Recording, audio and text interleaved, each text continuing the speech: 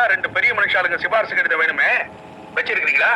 Sir, நான் படிச்ச படிப்புக்கு இல்லாத வேலை, என் அப்பா பேருக்கு இல்லாத வேலை, என்னுடைய நாணயம் நேர்மை உழைப்புக்கு இல்லாத வேலை 2 பேர் சிபாரிசு மூலமா கிடைக்கிறதுன்னா அந்த வேலை தேவையில்லை சார். நில்லுப்பா. என்ன நேரு மாதிரி உனக்கு பொசுக்கு பொசுக்குன்னு கோவம் வருது?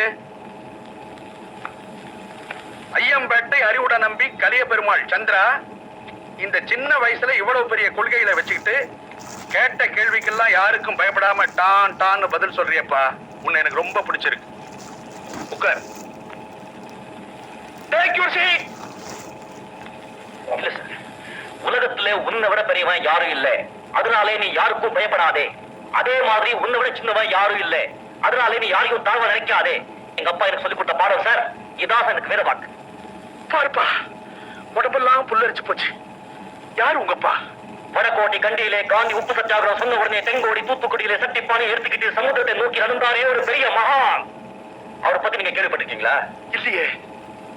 அப்ப அவர்தான் எங்க அப்பா, அறிவுரை நம்பி கலிய பெருமாள். அந்த மகானை பார்க்காதது என்னுடைய துரதிருஷ்டம்பா. அது என் அதிர்ஷ்டம் சார்.